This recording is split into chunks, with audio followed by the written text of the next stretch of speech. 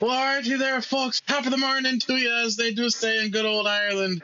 It is St. Patrick's Day. As you can see, I'm wearing my green hat and my green shirt. Now, if you're not wearing green, you better be careful, because someone might come and pinch you.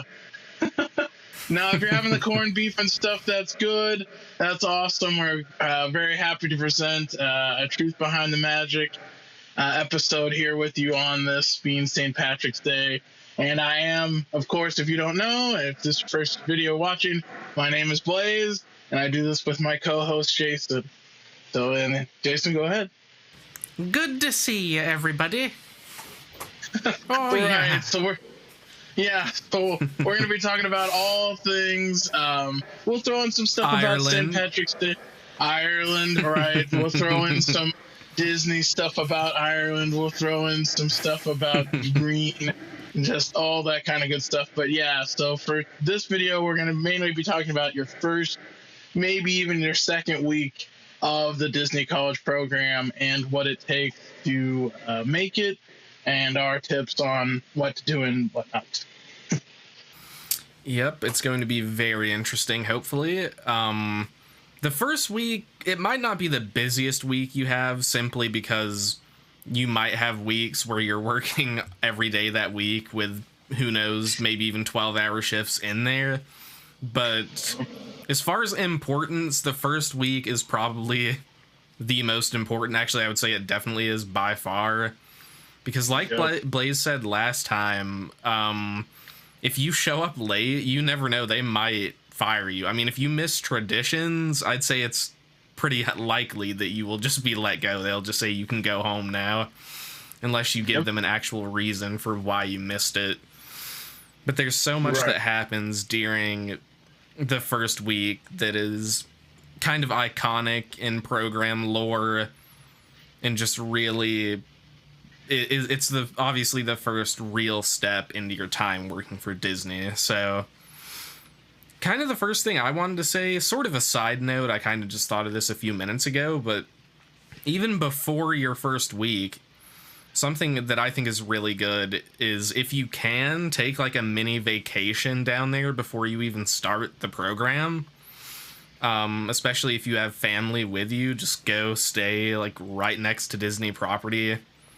Go to Disney Springs. If you're working at a resort, go see where you're going to be working.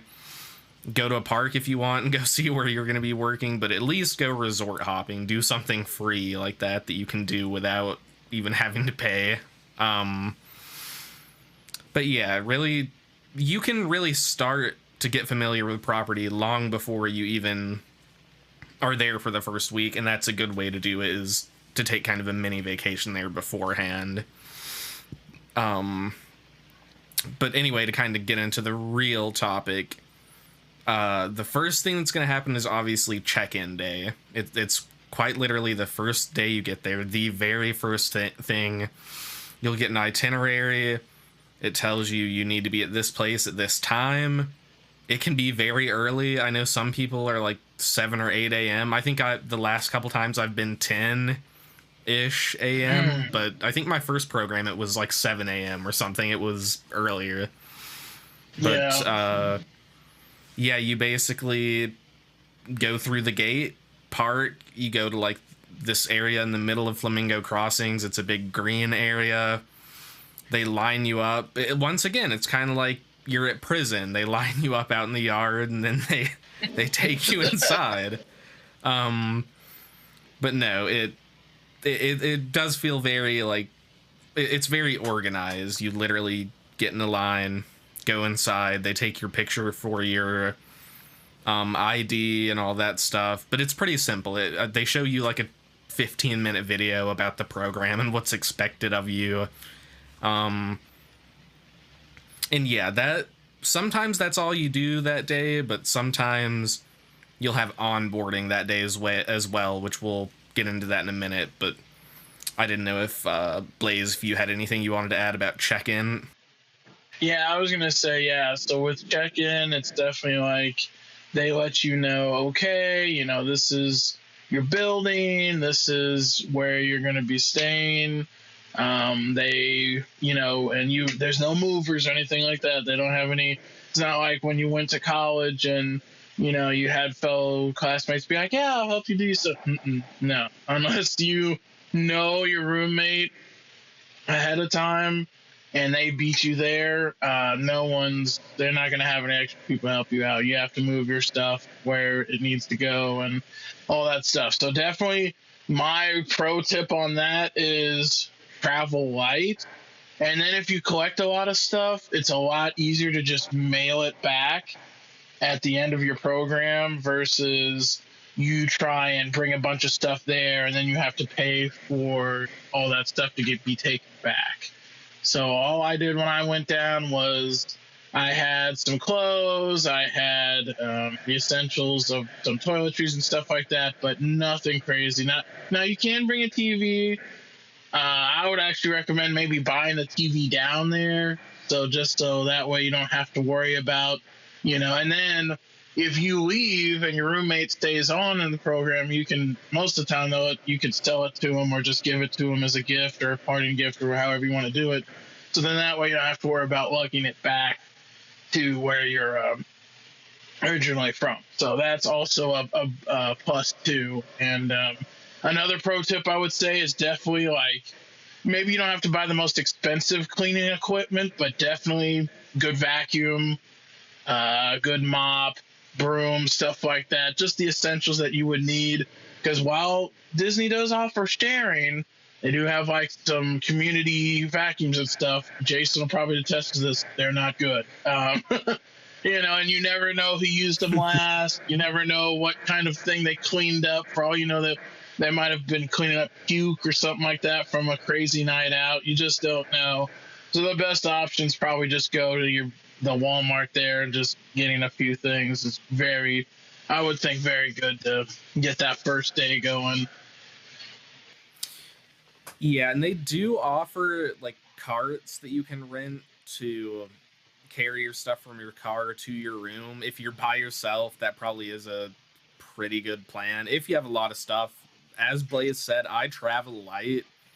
Even though I've never flown to my program, I've always driven down or been down there with my family. I still don't have a lot of stuff. So I don't really need anything like that. But I did forget to mention, since there are two housing complexes, west and east at Flamingo, I believe all the check-in is done at east. Traditions is as well. Pretty much your entire week you're going to be at east, even if you live at west.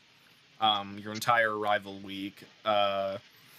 You can take a bus over there. Luckily, I've been at east both times, so I didn't have to make my way over to another complex, but it's not that difficult. It should just be a few minutes of a bus ride.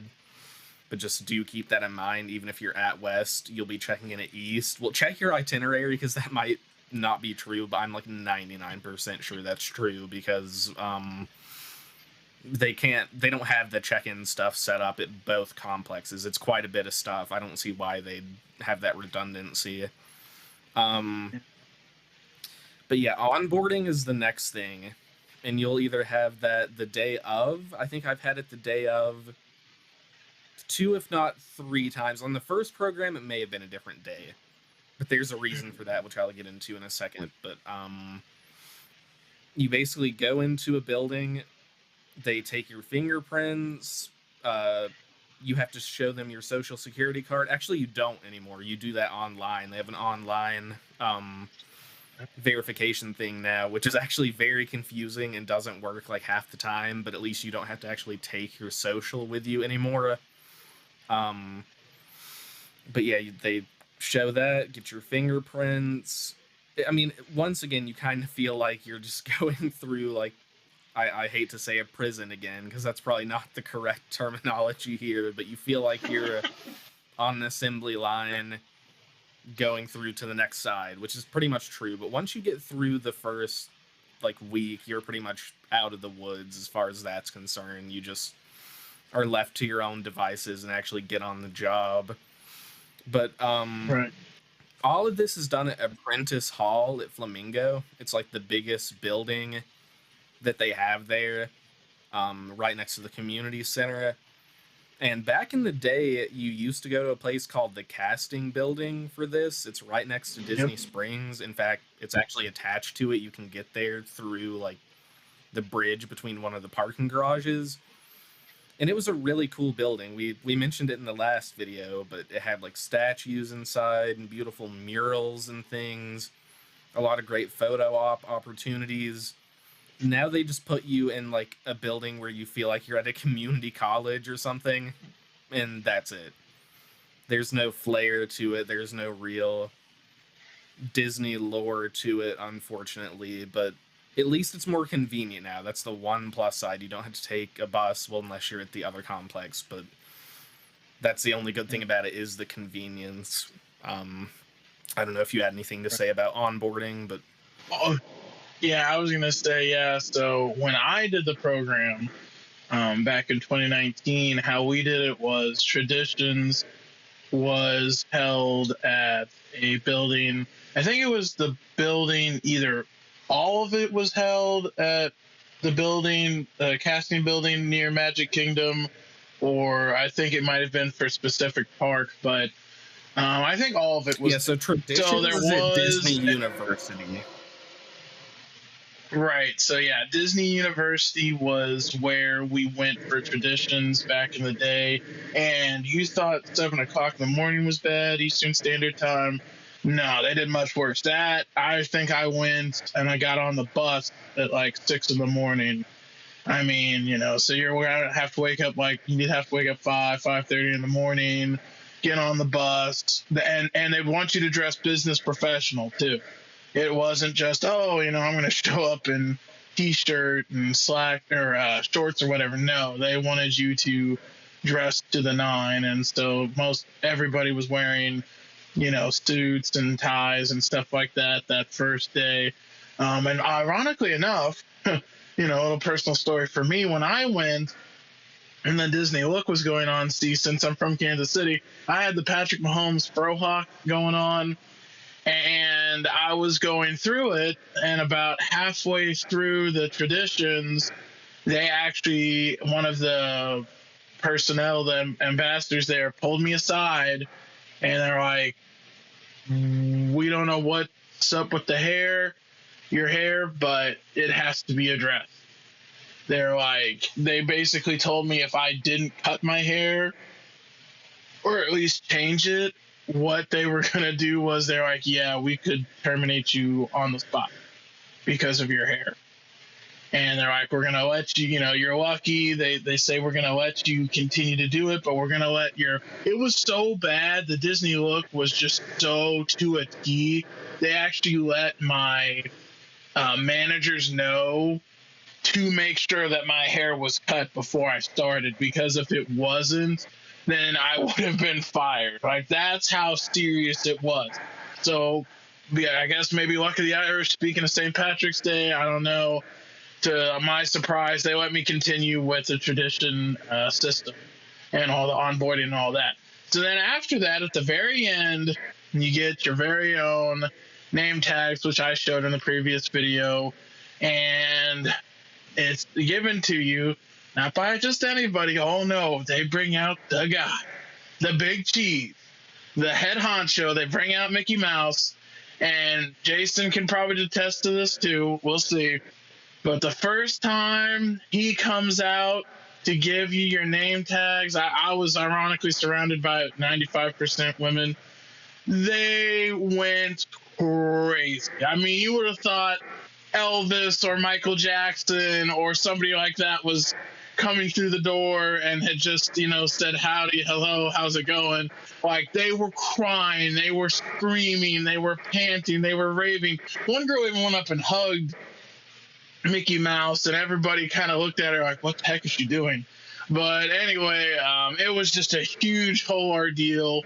And, you know, but you did get that special name tag, and it had your name and the university you went to or were going to. And, you know, you went from there. And so then you were done with that. Now, that whole process took, Traditions was about, how long would you say, Jace? About 2 hours, probably?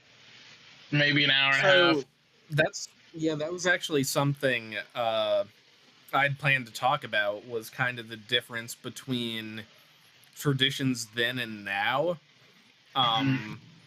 Because like Blaze said, it's at Disney University, which is behind the Magic Kingdom. Well, that's where it used to be, but now it's just in the same Apprentice Hall where you do everything else. There's no flair to it. It's just the same building. But like Blaze said, at least you don't have to take a bus to get there.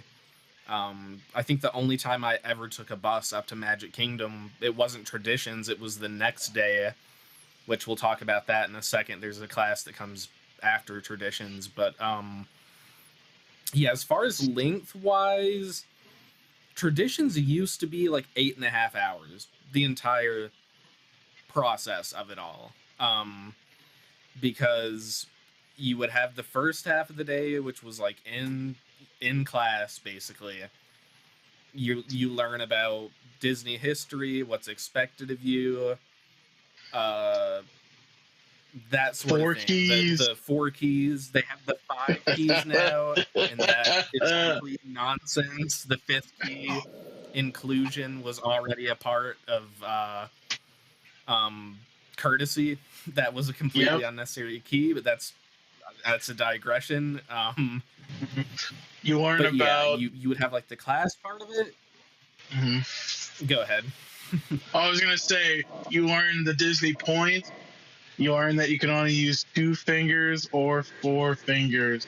You cannot use 1 finger. If you do, you can be terminated for that. And you're like, well, man, they're very serious about terminating. Back then, yeah, it probably get to that way eventually.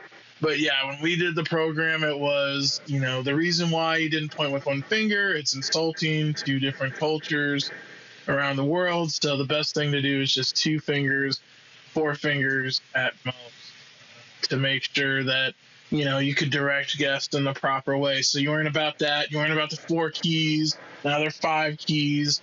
And if you do the program, that is one thing you will never forget. The 4 or 5 keys, well, the 5 keys, I guess, and, if you did the program now, will always be with you. You'll never forget them. You can probably even remember them in your sleep. So, yeah, it's just one of those things that definitely you learn about. Yeah, you learn about what's expected. There aren't any VIPs. It's VIP, meaning very individual person, meaning treat everybody the same. Basically is what they try to say. And obviously, if a celebrity or somebody shows up, then those people are truly VIPs. But, Disney is very about, inclusion and having it, like Jason said, and making sure that everybody gets treated the same. It sounds nice on paper, but in reality, it shows. Like, the people that pay more usually get treated a little better. I mean, that's just the way it is. That's just like with any company.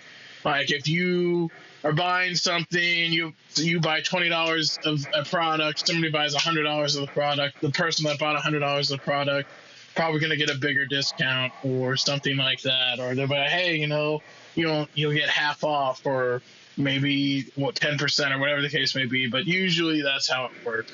So yeah, definitely you learn all about that.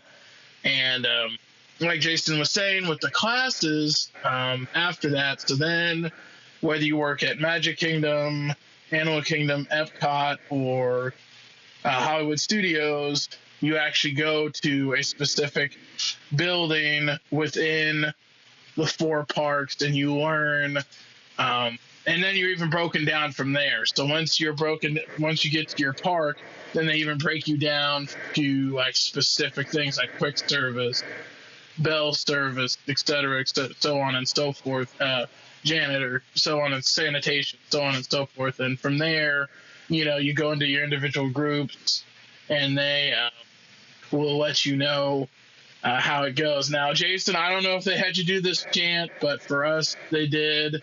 They're like, Magic Kingdom gets the best, the other parks get the rest. That was the famous slogan I will never forget, and it always gave me a smile and laugh when we did it. But yeah, so that was just a few things that we would do, and that was with someone that was an expert and a very hardcore professional in that specific role that you would go into. So yeah, uh, people I had, the representatives I had from the quick service, they had been doing it for like 20 years to that point. So, that's who you'll probably be getting if you do just, once you get broken up into each individual role. Mm-hmm. Yeah, I don't think we had a chant at Hollywood Studios. If anything, it would have been like, we're Hollywood Studios, our park is small, but we crammed the guests in wall to wall. It would have been something like that. And he's not wrong. I mean, I can see, hey, that's a good one. Maybe, hey, well, and that's a thing too. Like, not bad necessarily that it's a small park. No, no, I was gonna say, yeah. In fact, that was gonna be a pro tip or something that we didn't discuss last video. But I will say, if you come up with something like Jason just came up with that chant, and it's good. If he was still on the program and Disney saw it, Disney be like, hey, that's our chant now. We get to use that. You can't take it like that. That's the extremes that they would go to. Like, if you drew anything, showed it to a manager, they might recommend you for a job, but most likely they'll be like, oh, well, this is all right. And all of a sudden you'll see your painting or something on the wall, or this is the new movie we've come up with. And you're like, what? Where's my money? Disney's like, you work for us, you don't get any extra. So just keep that in mind. Big rule of thumb. You have an idea, probably should keep it to yourself till your program's over. Then when you come back, you can be like, hey, or when you're leaving, you can be like, oh, by the way, blah, blah, blah. So come up. So yeah, that's my little tidbit there. Yeah, they definitely do make you sign a waiver where you essentially sign over all your creative ability to them for the duration of your employment. So that's fun. Yeah, Hollywood Studios, definitely the smallest park, but this is a digression once again. But it makes it easy to get into as a cast member and easy to get to your work location. You don't have to take a bus to get to the parking lot or anything, so it's not all bad. But yeah, traditions used to be a whole day thing. It would be like an 8.5-hour shift, effectively. About halfway through, they march you outside, put you on the buses, and you get to actually go. Well, this is all in the past, unfortunately. If you hear this now, you'll probably be a bit depressed, but they took you down into the utilidors at Magic Kingdom, which Blaze knew those places very well, but for someone coming to Disney to work there for the first time, it was quite something to get to see these legendary corridors underneath Magic Kingdom, which I won't really go into too much detail. I know that you can literally take tours down there and you can see pictures and stuff online, but backstage is one area that I kind of hold it to a higher standard, and that's one thing that I don't talk about too much. But yeah, so traditions used to be fun. Like, it can still be interesting now if it's your first program. You get to see a lot of the Disney, you get to hear the Disney lingo, hear the history, you can feel it happening that you're becoming a part of the company and everything, but there used to be a lot to it.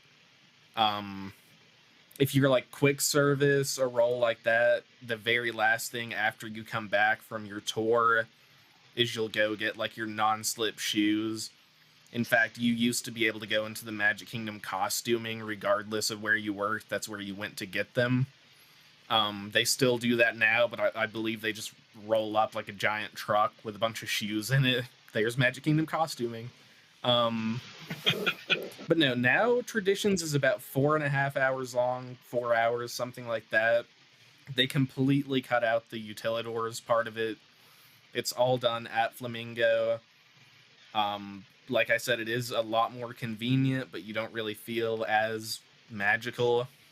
But yeah, that's pretty much it for Traditions. If you really want to know like what's in Traditions, I'm sure people have a lot of videos about that, but it's really just trying to make you feel good as someone who is coming into the company and gives you like very basic Disney values type stuff. Right. And after that, it can either be the day of or the next day. I think it used to always be the next day because Traditions was so long, but nowadays you have your second class. I think I had mine the same day last year, or 2 years ago. My last program was weird because the air conditioning was out at Apprentice Hall, so I actually had to go to Disney University to do Traditions and the other class, and it felt a lot more. It was a lot more interesting. It was a lot more fun because I was just happy to be back inside that building, which is where the training really should take place.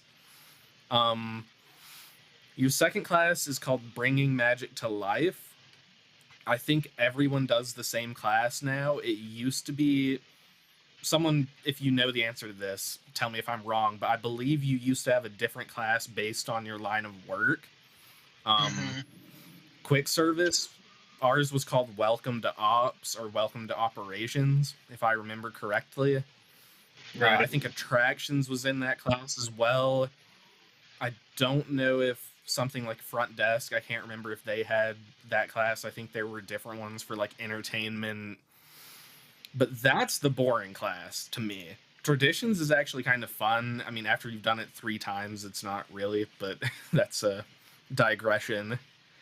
But the second class, it's kind of tough to sit through because it's a lot of like safety information, what to do in the case of an emergency. Like, it's the straight facts before you go on the first day on the job.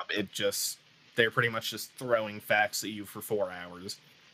And that's another one that used to be 8.5 hours long, because after the class, you used to go do what they call D-Learn, which is like the computer.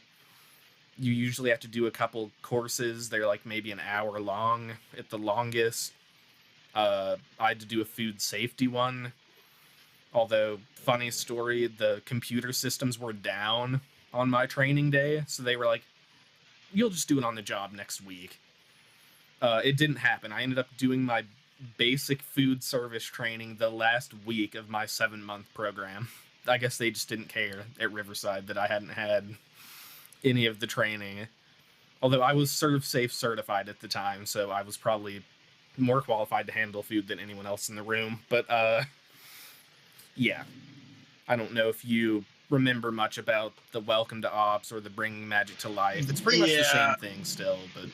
Yeah, definitely. And yeah, there is another thing that they really emphasized on is like, if you are let's say you're working sanitation, and Mickey's getting ready to be in a parade at Magic Kingdom.